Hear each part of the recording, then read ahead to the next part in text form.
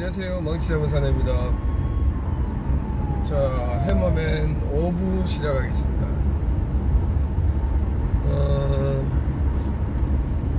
저희가 그 현장에서 힘들었던 점, 제가 지금까지 운영하면서 어려웠던 점에 대해서 제가 한번 설명을 이야기를 한번 하고자 합니다. 그 전편에서 제가 말씀드렸다시피 뭐 이렇게 제가 서민가꾸라는 이런 방송을 통해서 조금은 이제 그래도 인지도를 쌓았고 조금 알려졌습니다. 자, 그런데 저희가 그 지금까지 운영을 해 오면서 또 반대로 힘들었던 점들은 물론 다 아시겠지만 사람입니다. 사람이 제일 힘든 부분인데, 저는 이제 그 항상 저희 그 직원들한테 얘기를 하는 게, 저는 이제 어떤 현장을 가도 이렇게 사람들을 상대할 때 그 뒤통수를 보고도 저는 인사하라고 그래요. 왜냐면 그 주변에 우리가 전원주택을 지으러 가면은 그 부근이 대부분 마을입니다. 마을.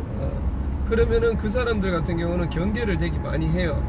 그 경계를 되게 많이 하는데, 외부인이 들어와서 이제 집을 짓고 있을 때 특히나 경계를 많이 하는 부분이 그 지역에 있는 그 노가다 하시는 분들이 엄청나게 또 경계를 하십니다. 그리고 또 이제 그 건축주가 만약에 그 동네 사람이 아니고 정말 외부에서 왔다 그러면은 저희는 정말 큰일 납니다. 그때부터는. 예, 진짜 되게 이제 트집을 잡는 거죠. 쉽게 말해서 우리가 뭐 도면을 가지고 이렇게 검사를 뭐 하고 이렇게 합법적으로 이렇게 뭐 정당하게 건축을 한다 하더라도 뭐 주변에 있는 그 공사를 이렇게 관련된 일을 이렇게 같이 하시는 분들이 좀 하여튼 뭐 꼬투리 하는 꼬투리를 되게 많이 잡아요. 많이 잡아서 예전에 제가 어떤 일이 있었냐면은 통영에 저희가 신축 공사를 한번 하러 갔는 적이 있습니다.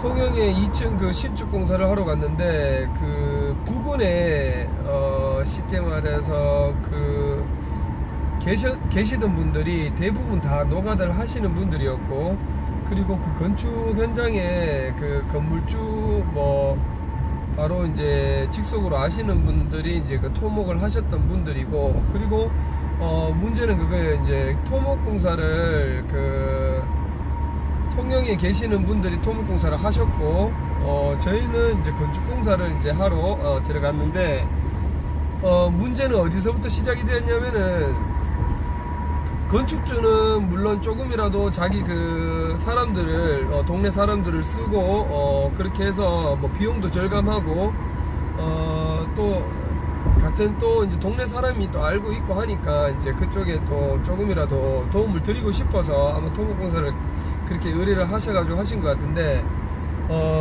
어떤 문제가 생겼냐면, 저희가 이제 토목 설계도를 받고 건축을 하기 위해서 이제 또 토목 설계도를 저희가 또 받았습니다. 그래서 그거를 검토를 하는 그 과정에서 공사 현장에서 제가 이제 현장 그 신축 공사를 하기 위한 그 답사를 한번 했는데, 어떤 일이 있었냐면은, 그 토목하시는 분들이 그 대지 집을 지어야 할 부분에다가 터프기를 해서 폐골재와 그 쉽게 말해서 그 바위 덩어리들 돌들 정말 침하가 될 위험한 요소들의 그 돌들을 집터에다가 다 이렇게 묻는 그 모습을 제가 이제 포착을 했어요.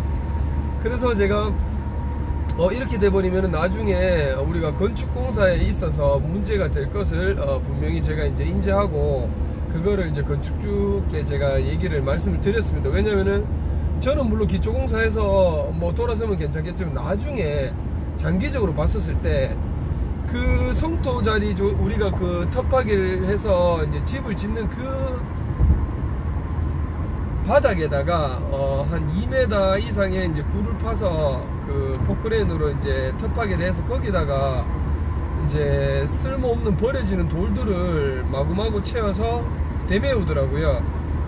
그렇게 되면 어떤 현상이 생기냐면은, 그 돌이라는 거는 돌과 돌 사이에 쉽게 말해서 바위가 간단한 돌이 아니고 막 1m 한 미만 되는 큰 호박돌, 이제 성인 한 허리 몸통만한 그 돌들을 거기다 막 묻는데, 그렇게 되면 어떤 현상이 생기냐면은 그 성토라는 거는 이제 비가 오게 되면은 물을 먹게 됩니다. 그죠? 물을 먹게 되는데, 그런 밑에 자갈이라든지 그런 바위들을 이제 넣게 되면은 비가 장기적으로 왔었을 때 흙이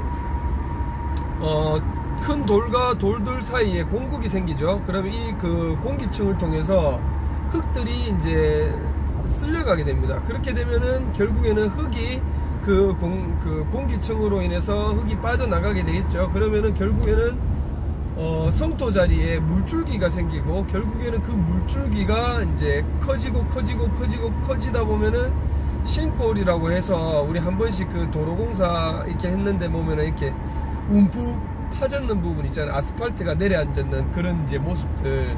그게 보면은 그 성토공사 그 밑에 보면은 산에서 내려오는 물들이라든지 하천이라든지 그 부분에 물줄기가 생겨서 아주 미세하게 생기다 보니까 엄청난 터널이 생긴 거예요. 그래서 결국에는 아스팔트가 침하가 되면서 싱크홀이 생기는 건데, 과장해서 얘기하면은 그렇게 이제 되는 거고, 이제 그냥 간단하게 이제 얘기를 하자면은, 그런 부분으로 인해서 흙들이 밀실하게 빠져나가고, 결국에는 그 송토 주변으로 해서 우리가 배관 공사를 한다든지 뭐 어떠한 공사를 했었을 때 구조적으로 봤었을 때는 기초가 침하가 되는 현상이 생기고요. 그리고 기초가 비틀리는 그 현상들이 또 생길 수가 있습니다.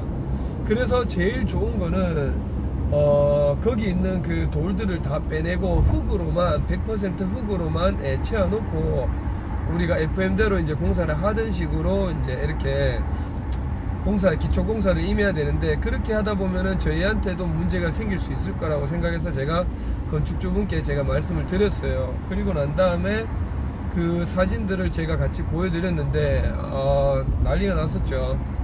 왜냐면은 이제 같은 고향분이라고 해서 이제 토목 공사를 시켜놨는데 완전 어거지기로 공사를 해놨는 거예요.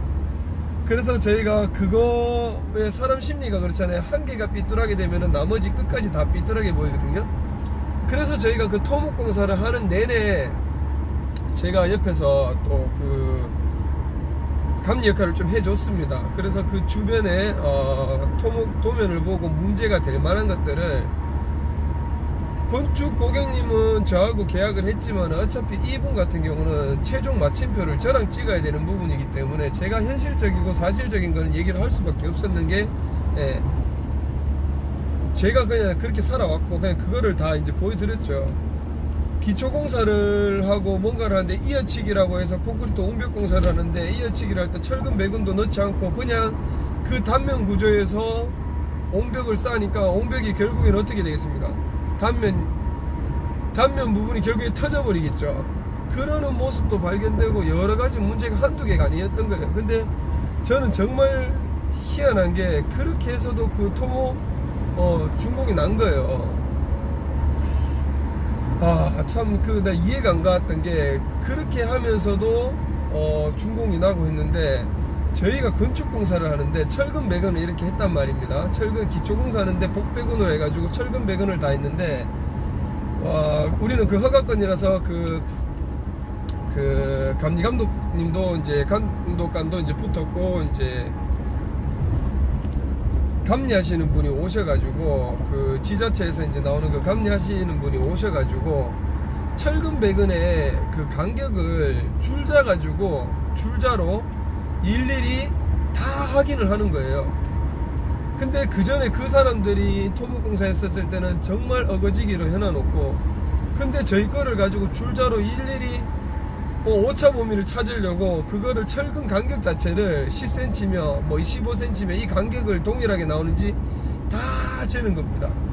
그러고 난 다음에 이제 꼬투리 잡을 게 없는 거죠. 왜냐하면 저희가 배근을 할 때 정말 세밀하게 저희가 꼼꼼하게 작업을 시키거든요. 그렇기 때문에 할 말이 없는 거죠. 합법적으로 하고 정당하게 해버리니까.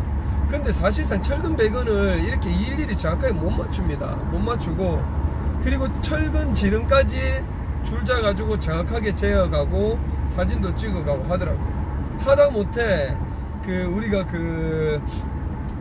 건축을 지을 때 배치도에 보면은 집을 안 추는 그 각 코너 기점이 있습니다. 그 기점이 우리 같은 경우는 그때 통영에 집을 지었을 때 많이 힘들었던 부분이 10%의 그 자연녹진과 거기에 그 걸려있던 부분이 있어서 조금의 오차 범위가 있어버리면 안 되는 상황이었어요. 그래서 보통 우리가 안정적으로 큰 대지에서 집을 짓게 되면은 조금의 뭐 예를 들어 뒤틀리거나 조금의 문제가 되면은 내 대지 안에서 짓기 때문에 설계 변경을 조금 하면 돼요. 배치도를 조금 수정하면 되거든요. 근데 그때는 우리가 그래 할 수 있는 그 뭐 유도리가 없었습니다. 그게. 그래서 그 기준점 말뚝을 받았는 그 찍었는 그 기점이 토목공사에서 찍었는 그 기점인데, 저희는 그 토목 설계를 했는 그 토목공사를 가지고 기점을 찍어서 찾아서 한번 봤는데, 그때 저희는 이제 실수를 한 거죠. 이 토목공사를 믿고 경계대로 이 사람들이 했는 걸 보고 저희가 대각선 치수와 도면을 현장에서 저희가 그 캐드를 열어가지고 노트북으로 열어가지고 기점을 다 찍어가면서 저희가 체크를 했거든요. 근데 현장 치수하고 그 토목공사에서 경계를 찍어놨는 치수하고 안 맞는 거예요. 많게는 한 1m 정도가 안 맞더라고요. 그래서 이거 큰일이다, 정말 큰일 났다 싶어가지고 저희가 이제 확인을 다시 한번 확인하고 누차 이제 확인해봤죠. 해봤는데 정말 다행스럽게 저희가 그 기점을 찍어놨는 지점 자체가 제일 처음에 제가 그 현장 답사를 했었을 때 말뚝을 박아놨는 거를 토목 설계하기 전이었죠. 그 말뚝거리를 제가 실측을 해서 도면에 표기를 해놔놨습니다. 천만다행인 거죠. 근데 그 토목공사 하시는 분은 그 말뚝 기존에 있는 그 경계 기점을 무시하기보다는 그렇게 공사를 했는데 오차가 한 1m 정도 뭐 나가버리고 뭐 이런 현상들이 생겨버렸던 거죠. 저희는 그 토목 그 공사를 했는 그 경계 지점을 보고 찍었기보다는 그 가이드라인을 저희가 기준점을 찍어놨는 걸 보고 저희가 집을 지었기 때문에 다행히도 오차 범위가 없었는데, 그분들은 그거를 이제 보고 한다고 했는데 경계를 막 침범하고 넘어가는 그런 상황들이 생겼어요. 그래서 그 이웃집하고 분쟁이 생기고 난리도 아니었습니다. 그리고 저희는 정말 다행스럽게도 그 감리자가 와서 대각선 치수를 처음에 쟀을 때 경계 기점을 보고 그 토목공사를 했는 그 사람의 그 기점을 보고 체크했었을 때 안 맞았어요, 치수가. 그래서 저한테 얘기를 하더라고요. 왜 이거 당신네들 이거 왜 안 맞냐, 치수가 이거 엇나갔다, 50cm 이상 이거 나갔다, 문제된다, 이렇게 얘기를 하더라고요. 저희가 식은땀이 엄청나게 흘러가지고 노트북을 펴서 그 감리자한테 제가 얘기를 했습니다. 자, 그러면 저랑 실을 한번 튕겨보자. 그러면 메인 기점에서 저희가 실타래를 다 걸어서 그 꼭지점에서 대각선 치수를 저희가 다 찍었습니다. 정말 거짓말 아니고 그 1cm에서 2cm 정도의 오차 범위가 딱 나와버렸어요. 그러니까 그 감리자도 할 말이 없는 거예요. 이거를 보고 할 말이 없는 거예요. 꼬투리 잡을 게 없는 거예요. 그래서 저희가 그거를 확인을 시켜주고 자기가 고개를 갸우뚱 흔들면서 나가더라고요. 그래서 제가 얘기를 또 했죠.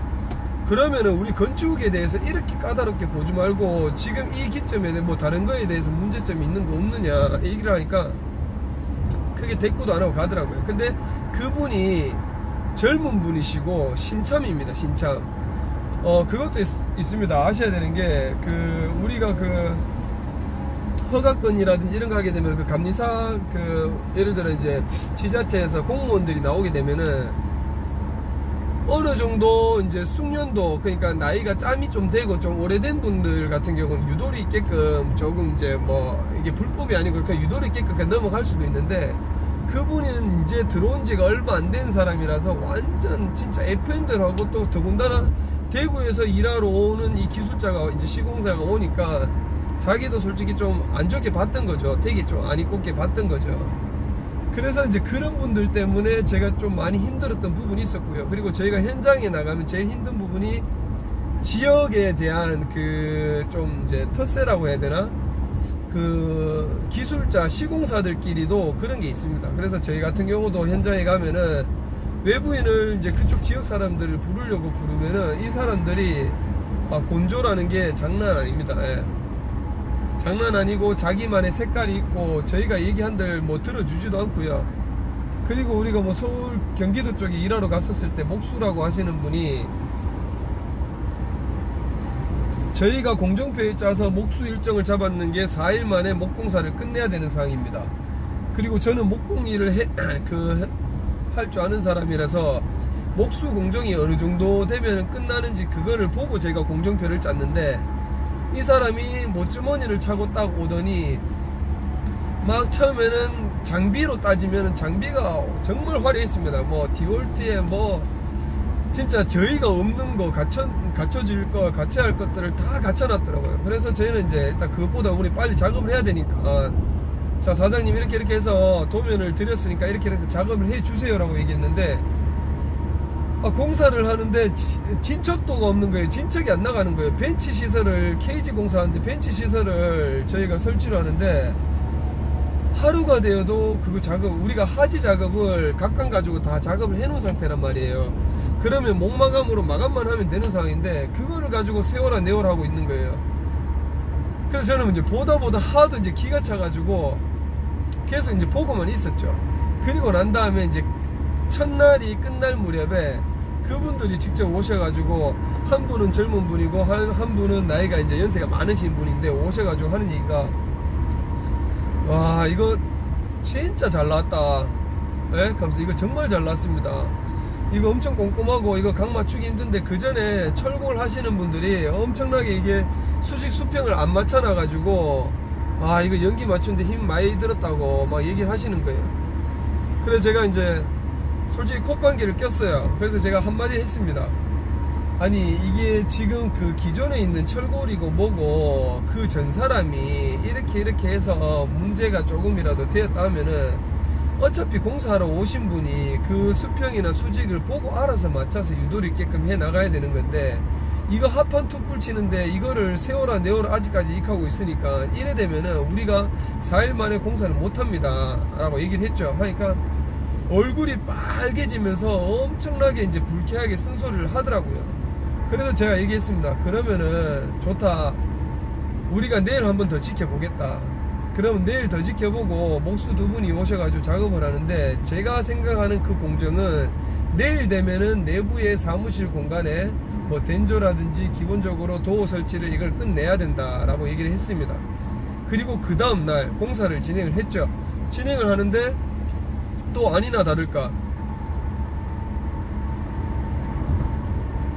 den조 공사하고 무슨 공사하는데 점심 먹고 났는데도 den조가 지금 진행이 안 되었어요. 그렇게 되면 저희가 오늘 den조도 안 되고, den조라고 하면 그 천장공사입니다. 천장공사도 마감이 안 돼 있고, 그리고 그 도어를 설치해야지 되는데 도어도 설치도 안 되어 있고, 도어가 또 포켓 도어가 있었거든요. 이렇게 숨어지는 그 도어가 또 있습니다. 이런 것들이 안 되어 있으니까 저는 이제 뭐 미치기 시작하는 거예요. 왜냐하면 공기는 잡혀져 있고 지금 마감 일정은 다 잡혀져 있는데, 그래서 그날 오후에 이제 사건이 터진 거죠. 저희는 솔직히 제가 현장에 막 이리저리 있다 보니까 저희는 연장을 안 들고 왔어요. 그때 또 목공구는 또 안 들고 왔습니다. 그래서 제가 현장 감리를 하면서 얘기를 하는데, 이렇게 했다가는 진짜 큰일 나겠더라고요. 그래서 제가 마지막에 얘기를 했습니다. 그러면은 여기서 중단하시고 나가주세요. 왜냐면 저희는 늘 그 제주도건 뭐 어디 먼데 장거리 저희가 그 대구분들 저희가 그 했던 그 거래처들을 대부분 70% 80% 다 씁니다. 왜냐면 경비 처리해 드리면서까지도, 왜냐면 저하고 일을 10년을 넘게 동안 해왔던 분들이고, 그리고 제 눈빛만 봐도 척하면 척이거든요.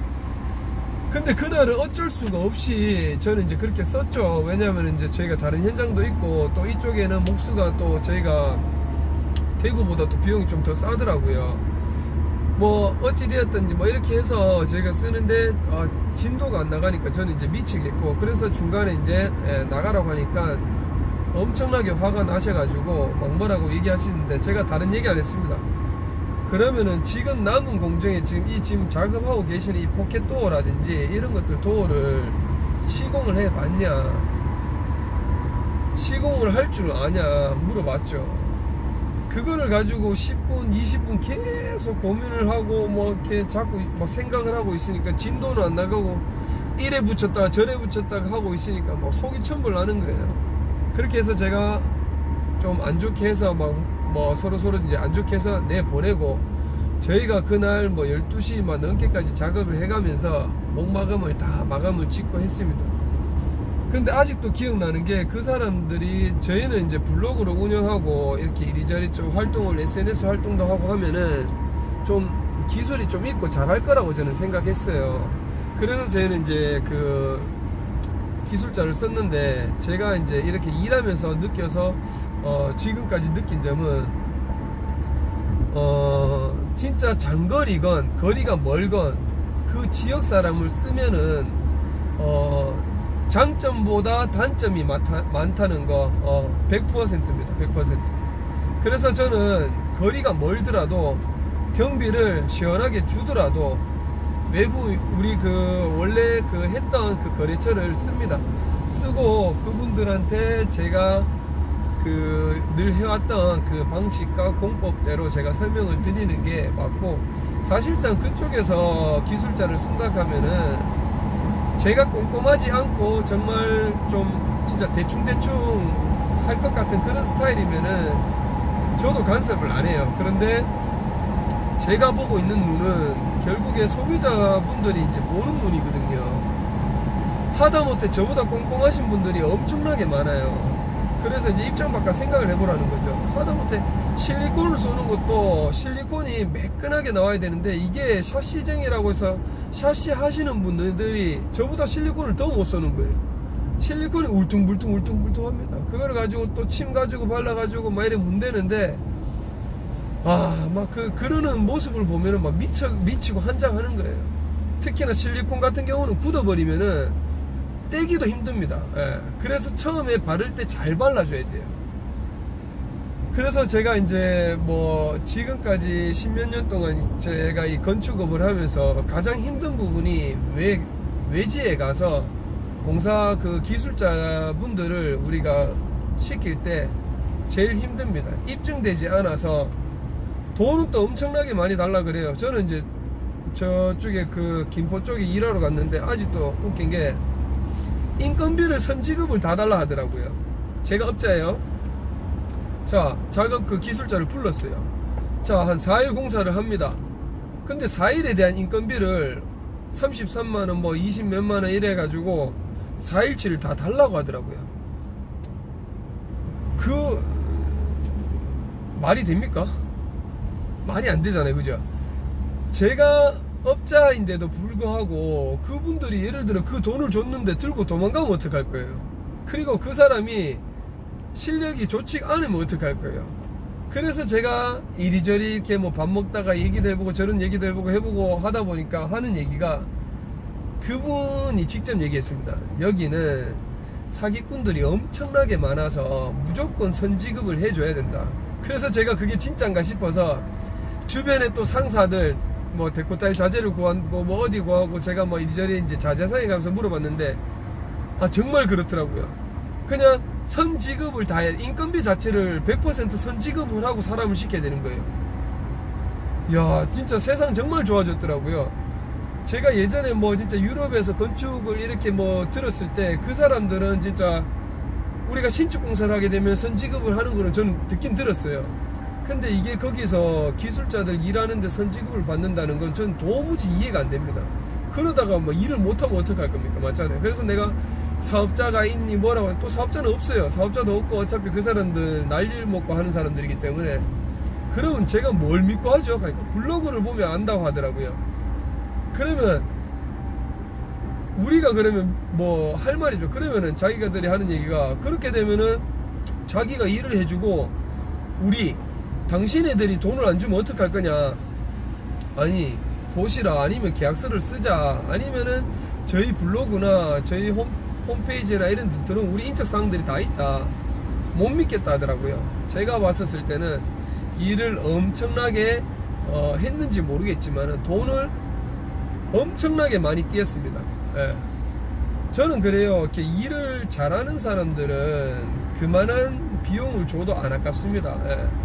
하지만 제가 이렇게 지방을 다니면서 일을 해보니까 정말 못주머니 차고 목수라고 하시는 분들이 엄청나게 많아요. 그래서 저는 저희 같은 경우는 목수분들을 이렇게 쓸 때 시간을 좀 책정해서 그 테스트를 합니다. 예를 들어 장기 공사를 들어가게 되면은 우리는 모르잖아요. 그러니까 남들도 몰라요. 근데 그 사람들의 실력을 알려고 하면은 처음에 계약하기 전에 뭐 언제부터 언제까지 이 den조에서 어디까지 끝낼 수 있는지를 얘기를 하고 테스트를 해보는 거죠. 그게 아니면은 빨리 손을 떼는 게 맞습니다.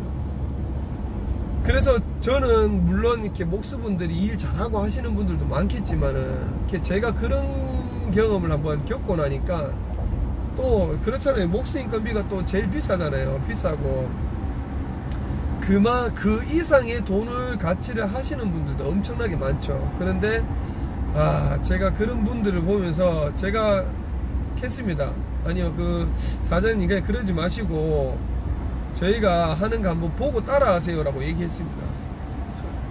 그러니까 뭐 예전에 제가 10년 전에 목수분들 보면은 그때는 연기자도 없었습니다. 연기자도 없었고 그 연기를 맞추기 위해서 엄청나게 그 노하우가 있어야 되고, 특히 갈매기 사선에 연기를 맞추는 거는 엄청나게 힘든데, 그때는 그런 작업이 또 유행이었고, 그런 또 문양의 몰딩을, 사선 몰딩을 또 많이 쳤고 유행이다 보니까 그때는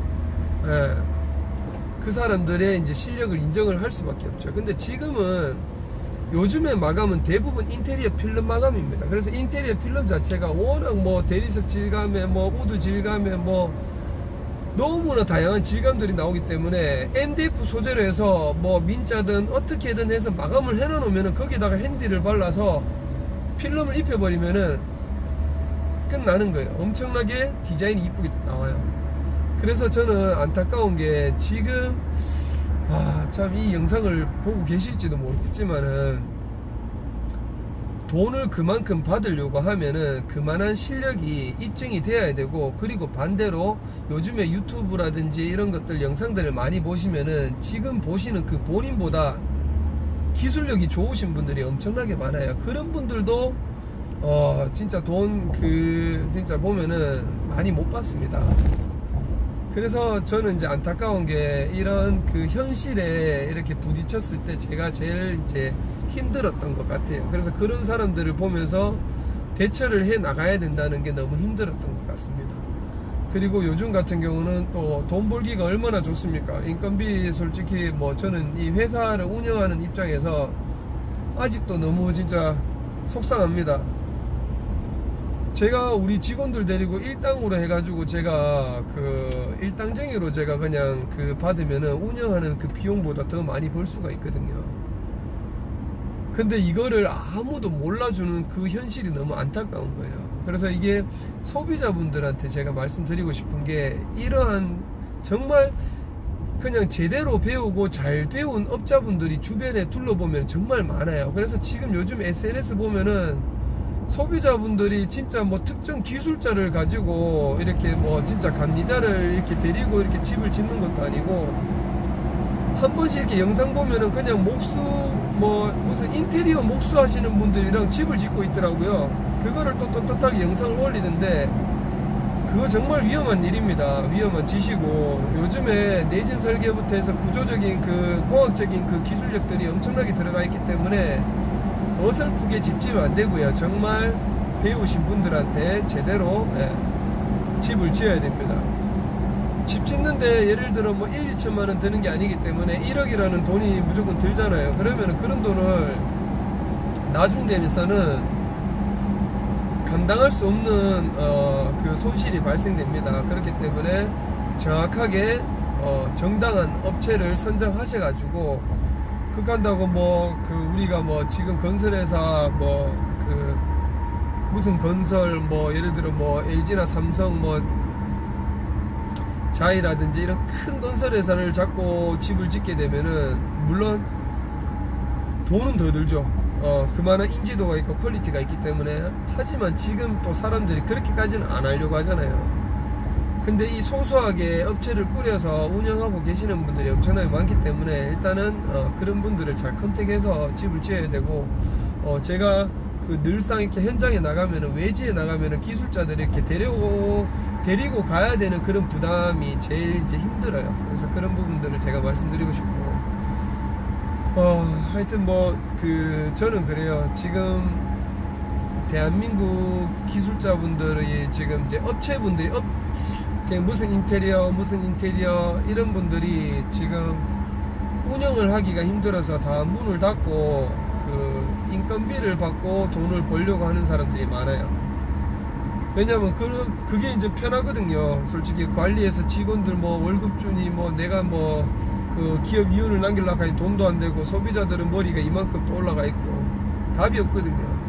그래서 그게 지금 현실이 너무 안타깝다는 거죠. 근데 그 기술자로 이렇게 다 빠져나가서 인건비를 받고 일을 한다, 그것까지는 좋지만은, 자 그러면은 그 운영을 해서 내가 그 기술자들한테 일을 줘야 되는데, 예를 들어 제가 오더를 많이 따서 기술자들한테 일거리를 줘야 되는데 다 빠져나가 버리고, 그리고 소비자들은 다 기술자들이랑 집을 짓고 기술자들이랑 그냥 그 사람들이랑 직영을 해서 공사를 짓고 해버리면은 결국에는 경기가 힘들어질 수밖에 없는 거예요. 그리고 소비자들이 그렇게 해서 선택을 해서 만약에 문제가 되었을 때 그 뒷감당은 누가 할 거예요? 또 돈 주고 기술자 그 사람들 뭐 타일 사장님들 뭐 목수 사장님들 불러가지고 또 그거 뜯어서 또 공사하면서 또 인건비 드릴 거예요?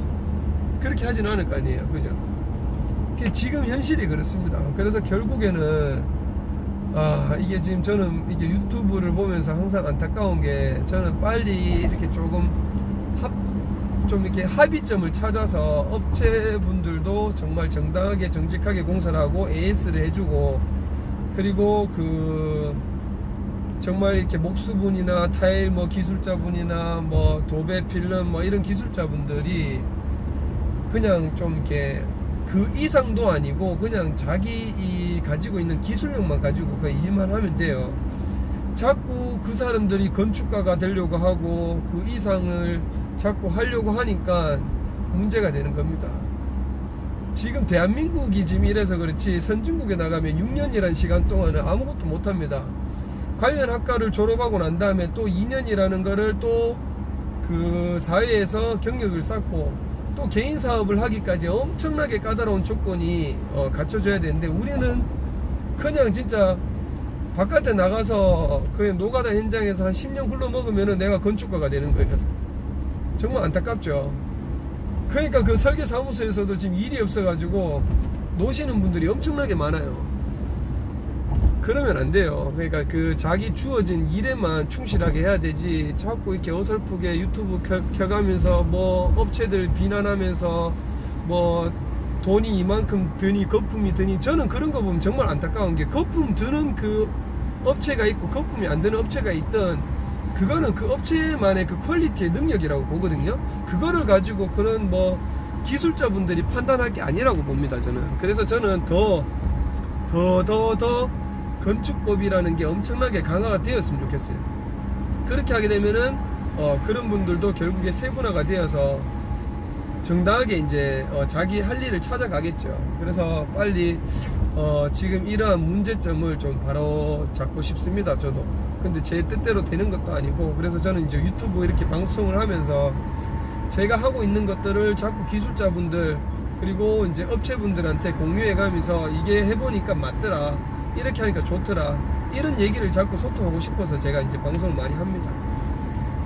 자, 오늘도 이렇게 얘기를 하다 보니까 또 얘기 엄청 길어졌고요. 그리고 이제 제가 이제 힘들었던 점에 대해서 얘기를 하다 보니까 뭐 이런 이제 건축적으로 제가 일을 하는 부분에 대해서 자꾸 얘기가 나온 것 같은데, 하여튼 다음 편에는 제가 그 건축이 아닌 제가 운영하고 있는 그 퍼스트 스킬을 왜 이렇게 시작을 하게 되었으며, 지금 뭐 이렇게 호점이 제가 뭐 퍼스트 스킬 5호점까지 있습니다. 그래서 이렇게 된 이유와 이런 내용을 가지고 한번 이야기를 한번 나누어 보도록 하겠습니다. 자, 오늘은 여기까지 하도록 하겠습니다. 감사합니다.